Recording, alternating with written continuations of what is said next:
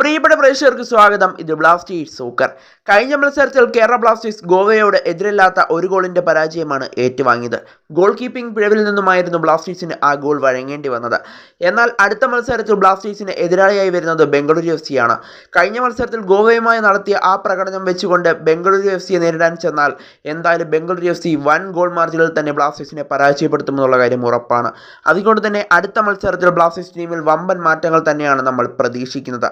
പരിക്ക് കാരണം പുറത്തിരിക്കുന്ന ബ്ലാസ്റ്റേഴ്സിൻ്റെ യുവതാരങ്ങളായ ബ്ലാസ്റ്റേഴ്സിൻ്റെ സൂപ്പർ താരമായ അമാവിയ, അതുപോലെ തന്നെ പ്രബീർ ദാസ്, അതുപോലെ തന്നെ ഇഷാൻ പണ്ഡിത, മുഹമ്മദ് ഐമൻ, അതുപോലെ തന്നെ മുഹമ്മദ് അസർ, അതുപോലെ തന്നെ ഗോൾ കീപ്പറായ നോറ ഫെർണാണ്ടസ് അടക്കമുള്ള താരങ്ങൾ അടുത്ത മത്സരത്തിൽ അവൈലബിൾ ആയേക്കും എന്നുള്ളതാണ് ഇപ്പോൾ മനസ്സിലാക്കാനായിട്ട് സാധിക്കുന്നത്. ഇതിൽ ഏറ്റവും എടുത്തു പറയേണ്ടത് നോറ ഫെർണാണ്ടസിൻ്റെ കാര്യം തന്നെയാണ്. നോറ ഫെർണാണ്ടസിനെ അടുത്ത മത്സരത്തിൽ ബ്ലാസ്റ്റേഴ്സ് ഗോൾ കീപ്പിങ്ങിൽ ഉപയോഗിക്കുമോ എന്നത് നമ്മൾ കണ്ടറിയേണ്ട ഒരു കാഴ്ച തന്നെയാണ്. ഈ സീസണിൽ ബ്ലാസ്റ്റേഴ്സ് ഇപ്പോൾ 10 മത്സരങ്ങൾ കളിച്ചപ്പോൾ അതിൽ 2 ഗോൾ കീപ്പർമാരെയാണ് ബ്ലാസ്റ്റേഴ്സ് ഇപ്പോൾ ഉപയോഗിച്ചിരിക്കുന്നത്. അത് ഒന്ന് സോംകുമാറും അതുപോലെ തന്നെ സച്ചിൻ സുരേഷുമായിരുന്നു. 2 ഗോൾ കീപ്പർമാരും ഇപ്പോൾ പരാജയമാണ് ബ്ലാസ്റ്റേഴ്സിന് വേണ്ടി ഇപ്പോൾ നടത്തുന്ന പ്രകടനം എന്ന് തന്നെ പറയേണ്ടി വരും.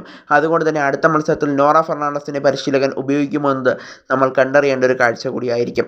അതുപോലെ തന്നെ സൂപ്പർ താരങ്ങളായ പ്രബീർ ദാസ്, അതുപോലെ തന്നെ മുഹമ്മദ് ഐമൻ, ഇഷാൻ പണ്ഡിത, മുഹമ്മദ് അസർ, അമാവിയ തുടങ്ങിയ താരങ്ങളൊക്കെ അടുത്ത മത്സരത്തിൽ അവൈലബിൾ ആയിരിക്കും എന്നുള്ളതാണ് ഇപ്പോൾ മനസ്സിലാക്കാനായിട്ട് സാധിക്കുന്നത്.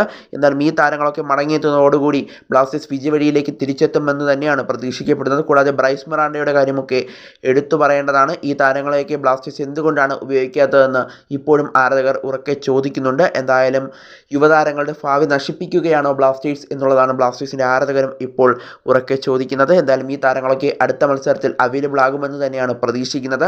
എന്തായാലും മുഹമ്മദ് ഐമൻ്റെ കാര്യം എടുത്തു പറയേണ്ടതാണ്. ബ്ലാസ്റ്റേഴ്സിന് വേണ്ടി മികച്ച പ്രകടനമാണ് മുഹമ്മദ് ഐമൻ നടത്തുന്നത്. അദ്ദേഹം ഇപ്പോൾ പരിക്കൊക്കെ മാറി ഫിറ്റായി തിരിച്ചെത്തിയിട്ടുണ്ടെന്നാണ് അറിയാനായിട്ട് സാധിക്കുന്നത്. അതുകൊണ്ട് തന്നെ മുഹമ്മദ് ഐമനെ നമുക്ക് അടുത്ത മത്സരത്തിൽ ആദ്യ തന്നെ പ്രതീക്ഷിക്കാം. എന്തായാലും ബ്ലാസ്റ്റേഴ്സിൻ്റെ യുവതാരങ്ങൾ തിരികെ എത്തുന്നതോടുകൂടി ബ്ലാസ്റ്റേഴ്സ് വിജയവഴിയിലേക്ക് തന്നെ തിരികെ എത്തുമെന്ന് നമുക്ക് പ്രതീക്ഷിക്കാം.